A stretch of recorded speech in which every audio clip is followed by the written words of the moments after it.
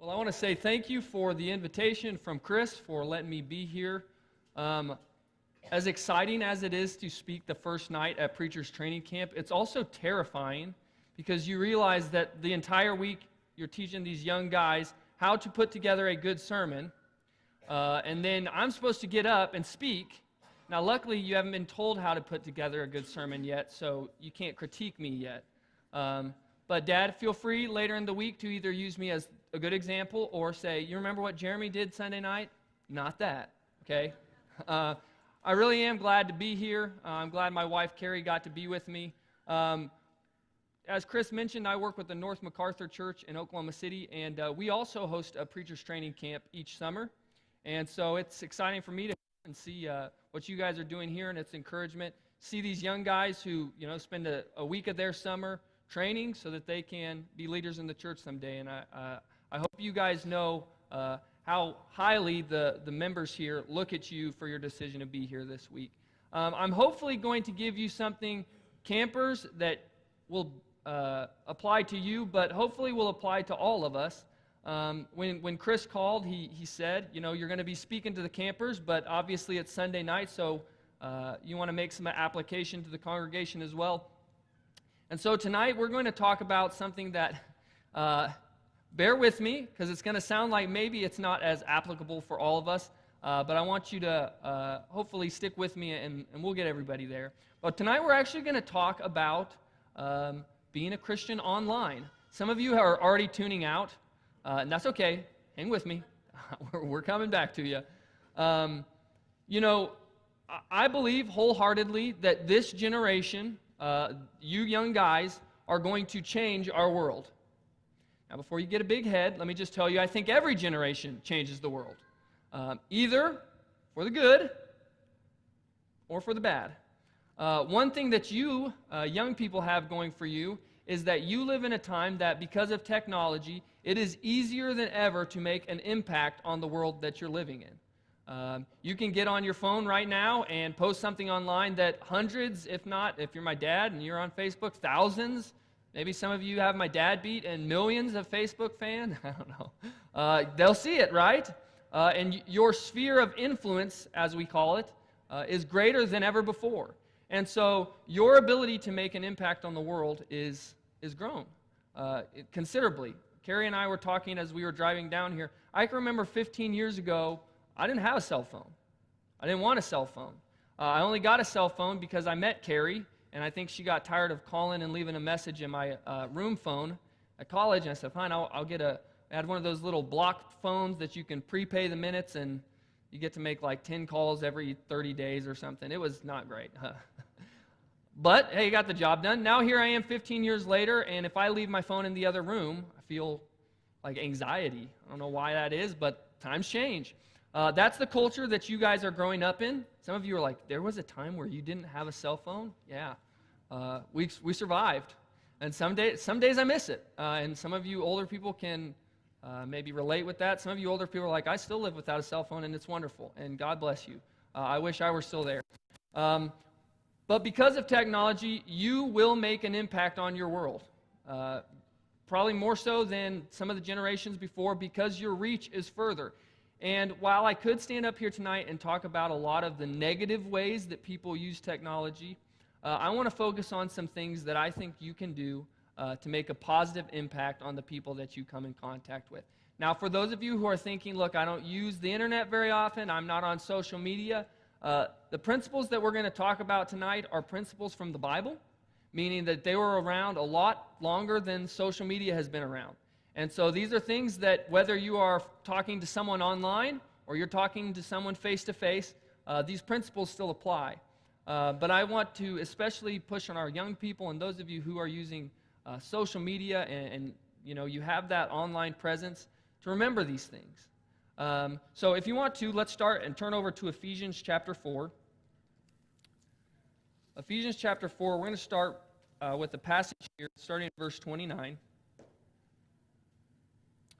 Now, this is going to surprise you, but Paul didn't have Facebook.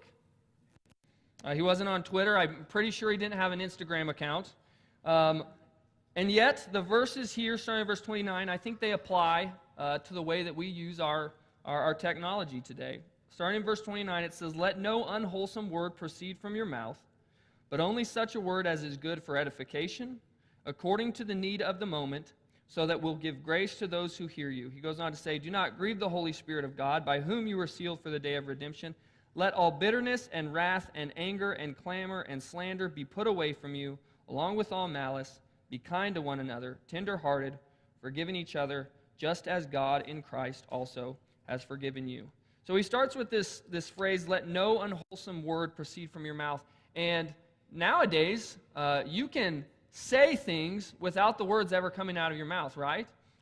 You can text it, you can tweet it, you can post it on Facebook. And so maybe we think, well, I didn't say those things. But I think Paul, if he lived today, would tell us that's just as true for what you share online as what you say to someone's face. And that term, unwholesome, really it could mean several different things, but really when it comes down to it, it's just useless. It's worthless things that don't serve purpose. And so I want us to think tonight about what we say to one another. Yes, online, but even in our conversations, how do we talk? How do we use our words? Because if you do, this group right here want to be ministers someday, and I hope that's something that you're prayerfully considering, you will want to make an impact on the people that you meet. But even if ministry, full-time paid ministry doesn't work out for you someday, I hope that as Christians you still want to make an impact on the world around you. And you're going to. You just get to make the decision of whether you're going to make a positive impact or a negative impact. And so this evening I want to talk about a person who I think had a very positive impact on the people around him through the way that he encouraged others, and that's Barnabas. So turn over to the book of Acts, if you will. We're going to jump around a little bit, but we're going to look at Barnabas because Barnabas, after all, was called the son of encouragement. That's what Barnabas means. His real name was Joseph, but we see that one time, and the rest of the time he's called Barnabas. That's his nickname. I had some nicknames in high school. None of them like Barnabas. They're kind of nicknames that you don't want to have. Barnabas, he gets a cool nickname. He's called the son of encouragement. And it's because we see throughout the book of Acts that Barnabas encourages people. And I'm just going to tell you, you probably already know this if you have any sort of an online presence, there are a lot of really, really discouraging people in our world. If you don't believe me, just hop online and find some random YouTube video of somebody singing their favorite song and scroll through the comment section. It's bad. There are just people in our world who like to be extra critical. They're always looking for a fight. And if we want to, we can use our technology to do those very things. But like I said, rather than sitting here and talking about all the negatives of technology, and they are there, I want us to talk about some positive ways you can use it. And we're going to talk about Barnabas. Because if Barnabas lived today and he had social media, I think this is how he would use his social media because it's the way that we see him live out his life. And so, if you will, turn over to Acts chapter 4. This is when we're introduced to Barnabas. And I guess I need to do this because I know my dad is going to teach you to do this later in the week. So tonight, this is our thesis. Is that still what we call it? It's been a few years since I actually was a camper at Preacher's Training Camp. But this is our thesis statement, okay? And that is, we want to use our online resources to encourage rather than tear people down, okay? So if you're keeping track, that's what we're trying to do. And we're going to look at 3 different ways that Barnabas was an encourager, all right? 3 different ways. Am I doing okay so far, Dad? I know, it's scary. Acts chapter 4, this is when we're introduced to Barnabas. Start in verse 36. It says, "Now Joseph, a Levite of Cyprian birth, who was also called Barnabas by the apostles, which translated means son of encouragement, and who owned a tract of land, sold it, and brought the money and laid it at the apostles' feet." All right, so simple act, he sells his land, and he uses that money to help others. And so number 1, encouragers help others. Okay, so you want to be an encourager, you help others. You look for those that are in need. And I hope that is one of the ways that we use our technology today. It probably shouldn't be this way, but if you get on Facebook or if you get on Twitter, people tend to be a little more open about things than they should be. I think there are some people that forget when they hit enter, lots of people see it. It's not just a personal diary that they tuck away under their bed. But one of the good things about that is, as those who are Christians who are looking to serve others, we sometimes get to see opportunities to help others, which we may not have known about otherwise. Someone gets on and posts about an illness that they have, or a struggle that they're going through, or a need that they have. And we can see those things as Christians and say, hey, that is a need that I can help with, that I can help fulfill. It's unbelievable how much time has changed, even since I was a kid, to where, people can get online and really do some great things to help others with just the use of, social media. In fact, I think it was J.J. Watt. If you don't know who J.J. Watt is, I'm in Texas, so I feel like you should know who J.J. Watt is, but I guess there's another major city with another major team in between you and him, so maybe you're Cowboys fans. I'm not going to judge anybody. But J.J. Watt plays for the Houston Texans, and after Hurricane Harvey came through, he decided he was going to try to raise $200,000 to help victims of Hurricane Harvey. And through the use of social media, he was able to raise over $37 million. That's a big difference between $200,000 and $37 million. If somebody tells me they're giving me $200 and then I end up getting $37,000, I'm like, hey, that's math, guys. Sorry, I don't do math often.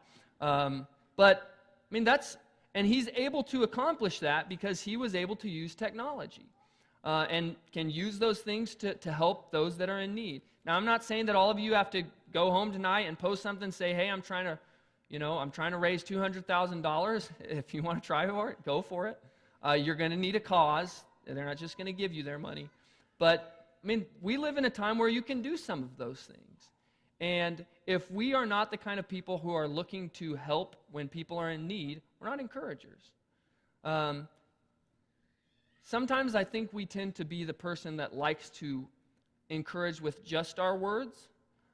We'll see someone who's in need and we throw out the phrase, thoughts and prayers. Are you familiar with that phrase? This is a phrase that I can say that frees me from any further responsibility to do anything, but I feel good about myself because I said, hey, thoughts and prayers. And while prayer is powerful when we actually pray, and I know that it's encouraging for people to know that I'm thinking of them, sometimes we just use that phrase to say, hey, yeah. Thoughts and prayers. Whew, I'm off the hook. That's not helping. If you want to be a true encourager, you say, hey, I am thinking about you, and I'm praying for you, and I also notice that you have this need. How can I help meet that need? Okay, that's what an encourager is. Barnabas does not say, hey, I noticed all these people are in Jerusalem. They've stayed around because this Christianity thing has kind of taken off. Hey, thoughts and prayers to you guys. I'm really excited about you. I'm going to go back to this huge piece of land that I'm not using, but hey, thoughts and prayers. No, he says, hey, I've got some land. I'm going to sell it. We can use this money to help those that are in need. That is an encourager, all right? That is a positive way that you can use your technology to help other people. Don't just send them your thoughts and prayers. Now, I'm talking about helping others. We're not just talking about physical things, I would hope. If you guys you want to be ministers, and let me just tell you this, I try to do a better job of this at our preachers training camp. I hope someday that you will choose to enter into the career of ministry. But I hope that you'll make the decision right now that you are ministers. You are ministers for God. You are about His ministry. And so regardless of what you do, right now, these are things that you can do, is use your online presence to help others. And yes, as great as it is to help people physically, our world has spiritual needs as well. And so if you are the kind that only uses your social media to post things that you think are funny, that's not bad. But what need are you meeting? And I am guilty of this. I'll just tell you, I don't really like social media, but I realize that I live in a time where, like if I want to connect with the young people in my youth group, I kind of need to be there. If I could not be on it, I wouldn't, and so I don't really post a whole lot, and when I do, I really usually look back and think, why did I post that? Waste of time. And it's usually about my sports teams, and it's embarrassing anyways because my sports teams are embarrassing. I'm not going to tell you who that is. I'll let you just leave that up to your imagination. But we have the tendency to just kind of be self-driven when it comes to what we share online. I think this is funny, or I think this is important, or I think this is, what can I do to help others? use your social media as a way to reach out and fulfill people's spiritual needs. If that's something as simple as posting a verse, great. If that's something as simple as, I've seen people before post something like, hey, what can I pray for you today about? And guess what? People will say, hey, could you pray for this? And I know you may think that's nothing. I mean, just to post a verse, that's nothing. When I was in school up in Denver, training for ministry, I took a class called Ministry Technology, and one of the requirements was to, if you didn't have a Facebook account, you had to create one, and you just had to post something spiritual once a day. And I was like, I don't like posting online at all, and this isn't going to make a difference, but I'll do it. And so each day was usually just like a spiritual quote or a verse, and I'm thinking, this is making no impact, and it's required. And that's why I can say this, because I'm not boasting, because someone forced me to do it. But I just posted a verse each day, simple, thinking, you know what, this isn't making a difference. Until about halfway through the month, one of the guys that I grew up going to school with, he wasn't a Christian, he sent me a message, and he said, hey, I noticed you have been posting some spiritual stuff online. My wife and I have really been struggling. We want to have a baby, and we can't. Would you be willing to pray for us? Guess what? Boom, open door. A chance that I would not have had before if I hadn't just been, and again, I know you think that's nothing, you're just sharing a verse. But when people see that you are the kind of person that can help them with their spiritual needs, they're going to come to you. If you're just a guy that posts funny memes all the time, guess what? I'll come to him when I need a chuckle. If you don't know what a meme is, you can look it up. I'm not sure I really know what a meme is. But you guys know what a meme is, and that's all that matters. But if that's all I am online is funny guy, people are going to come to me for funny stuff, but guess what? When it comes for their spiritual needs, they're going to go somewhere else. If I'm confrontation guy online, they're going to come to me when they want to fight, right? But not when they need their spiritual needs met. And I'm not saying that everything that we have to share online has to be a Bible verse or has to have an invitation at the end. You can share things that you know are personal or funny, but if you don't ever introduce the spiritual aspect of it, when people have those spiritual needs, they're not going to come to you. And if you want to be an encourager, you help others, and that means their physical needs. But even more so, it means their spiritual needs, all right? So now let's turn over to Acts chapter 10. Acts chapter 9. So if you want to be an encourager, I think my dad would even say if you can just hold up one finger. I'm trying to remember all the things my dad told me over the years. Number one, you help others. But number two, we find in Acts chapter 9, starting in verse 27. Actually, let's jump back and start in verse 26. This is talking about Paul. Paul has become a Christian, and the disciples are not welcoming him because, understandably, he was killing Christians. He was, persecuting them. And so in verse 26, it says, when he came to Jerusalem, he was trying to associate with the disciples. But they were all afraid of him, not believing that he was a disciple. But Barnabas, good old Barnabas, took hold of him and brought him to the apostles and described to them how he had seen the Lord on the road and that he had talked to him and how at Damascus he had spoken out boldly in the name of Jesus. Okay, so Barnabas could have done like the other disciples and said, yeah, Paul, you kind of got a shady past, not ready. You know what Barnabas does? He stands up for him. And if you want to be an encourager, you stand up for people. Okay? You get online, and you're going to find pretty quickly that there are a lot of bullies in our world. And for whatever reason, through technology, it has become easier than ever to be a bully. You know why? Because now I can bully people, and they don't even get to know that it's me. I can hide behind a screen name or some profile picture, and I'm just at whatever, and they're like, I don't know who this guy is. Perfect for me, because now I can say hateful things to you, and you can't even know who I am. I could be your next-door neighbor, and you wouldn't even know it. I think I saw a statistic that said anywhere from 40 to 50% of teenagers claim to have been bullied online in their life. I would guess that it's probably higher now. And I'm not saying that it's always super serious, hateful things, but maybe you share something and somebody comes back at you and says something hateful about it. And it's like, wow, I don't need that. There are a lot of really critical people online.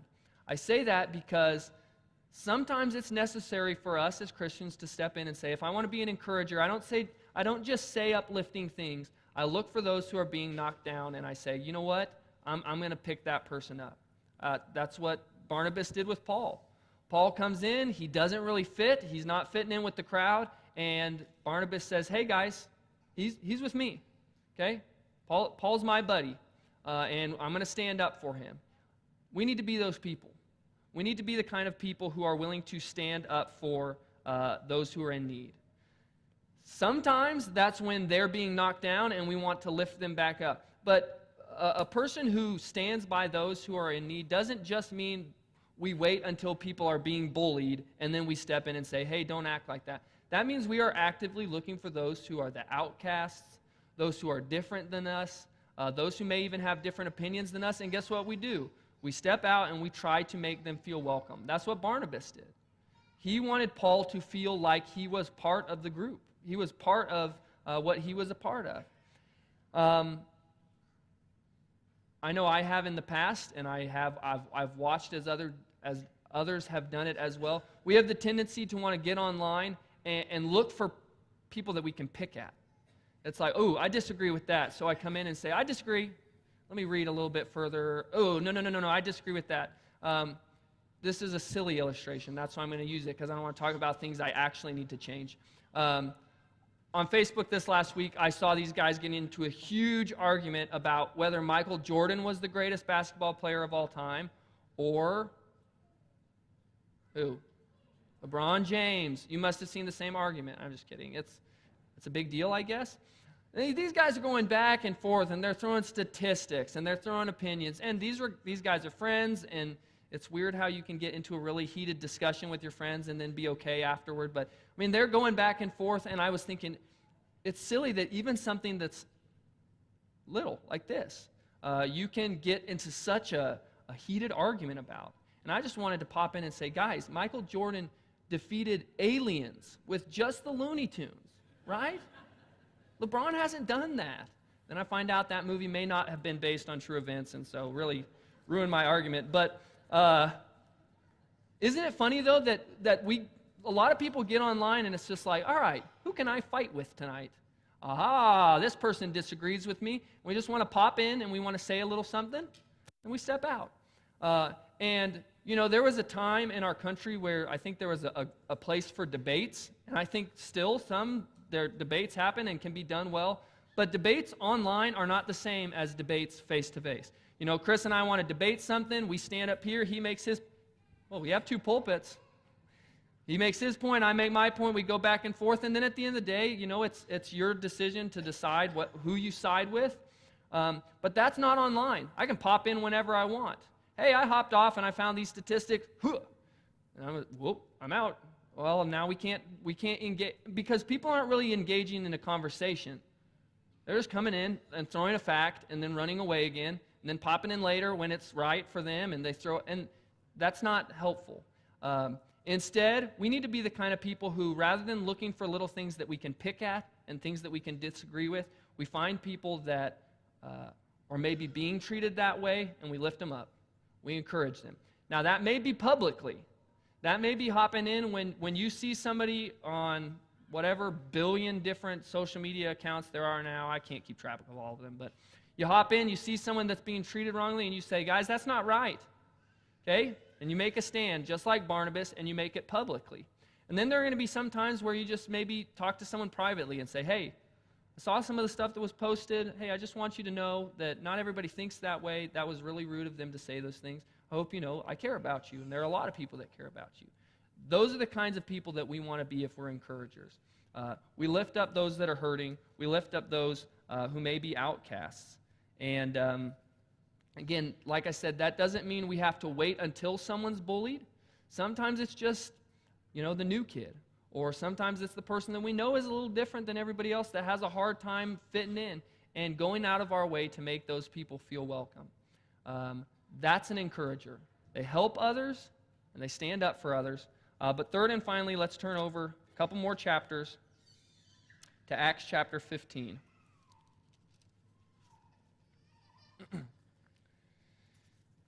Now, I always found this this part of the story interesting because we just read that Barnabas has stood up for Paul because Paul made some bad decisions in his past, and Barnabas stepped in and said, hey, Paul's with me. And then you get Paul on the other side of things this time. He's the one that's wanting to exclude someone because Barnabas' cousin, John Mark, who ditched them on their first trip, wants to come along for their second missionary journey. And Paul says, I don't think we need to take John Mark with us. But Barnabas, being the encourager that he is, this is what it says in verse 37 of Acts chapter 15. It said, Barnabas wanted to take John, called Mark, along with them also. But Paul kept insisting that they should not take him along, who had deserted them in Pamphylia and had not gone with them to the work. And there occurred such a sharp disagreement that they separated from one another, and Barnabas took Mark with him and sailed away to Cyprus. If you want to be an encourager, you help others, you stand up for others, but you also believe in others. And what I mean by that is you look for the best in people. You look for people's potential. You don't always just look at the bad in someone's life and say, you know what, they made some bad decisions, I'm just going to cast them out. You believe in people.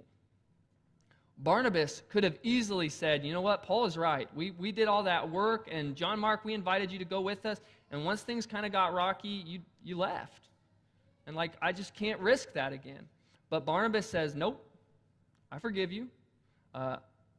I'm willing to even separate from Paul and take you with me, and I'll be a mentor and encourage you. And later we actually find out that Barnabas made the right decision because in other places in the New Testament, Paul talks about the fact that John Mark is close to him. And so Paul came around. But it's because Barnabas realized that, you know what, John Mark isn't perfect, but there's good in him, there's potential in him, and I'm going to see it, and I'm going to encourage him. That's what an encourager does. They believe in people. It's easy to get online and find the differences with people, the things we disagree with. To get on and say, oh, wow, you think that? I don't think that, so I can't have anything to do with you. That's easy. Where it's more difficult is to look at people who are maybe don't agree with us, or maybe even people who have hurt us in the past and say, you know what, I'm going to give you a second chance. I want to give you a second chance because I've been given second chances, and so I want to give you a second chance, and that's what Barnabas does. He believes in them. Because when other people know that we believe in them and that they matter to us, it makes a difference. It impacts people's lives.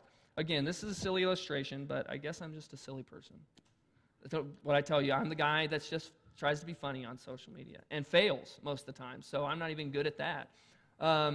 I had a friend in college. I went to school at Oklahoma Christian.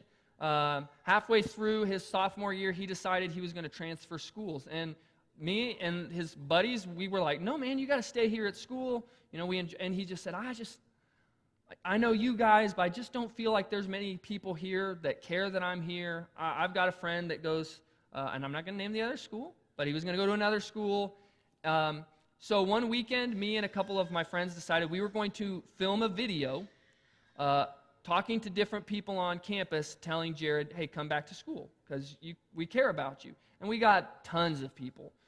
And they were people that knew him and cared about him. And we made this video, and I just posted it on YouTube and said, hey, Jared, I thought you might want to see this. And he saw it, and he stayed at school.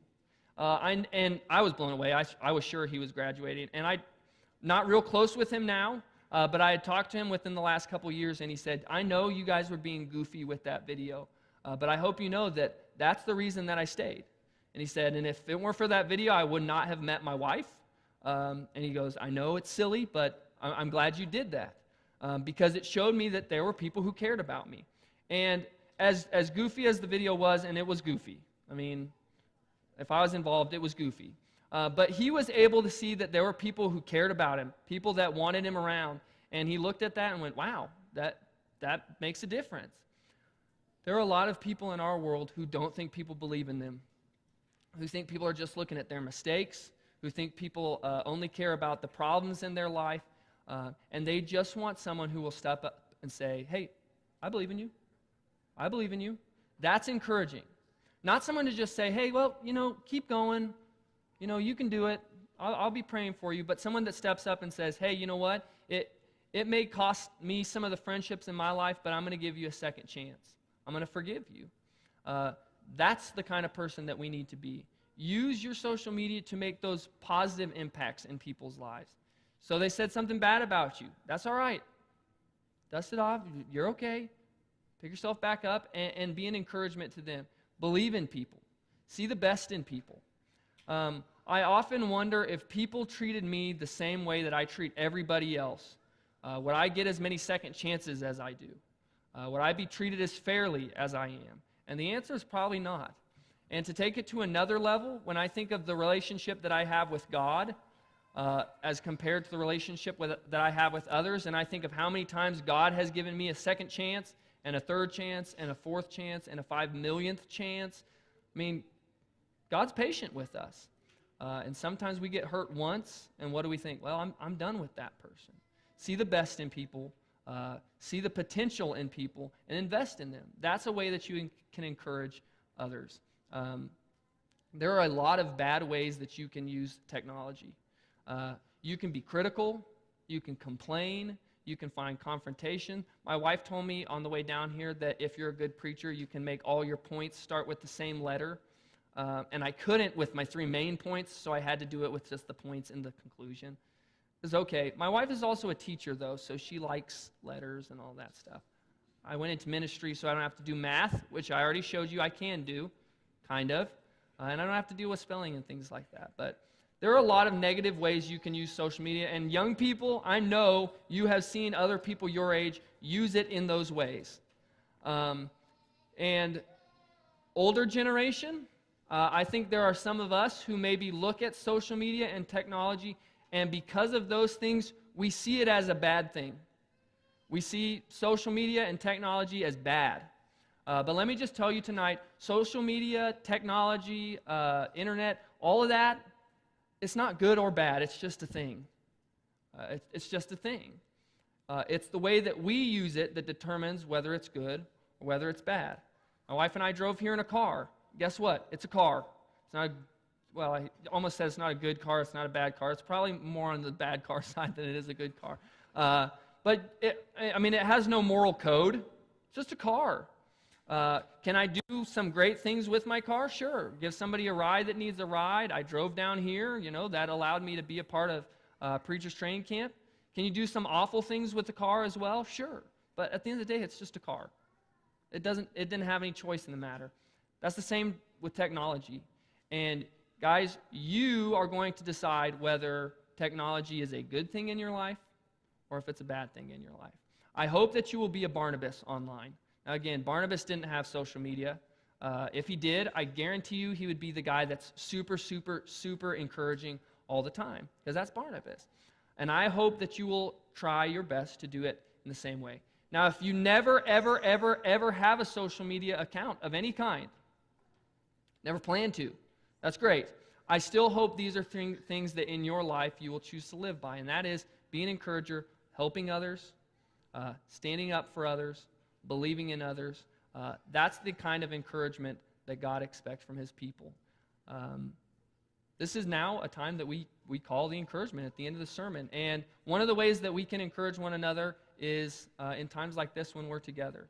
And so we do, if there's anyone here who has a need, wants the prayers of the congregation, or maybe tonight is the night that you've decided that you want to begin your walk with Christ and to be baptized and have your sins washed away, I want to encourage you to do that tonight as we stand and sing this song.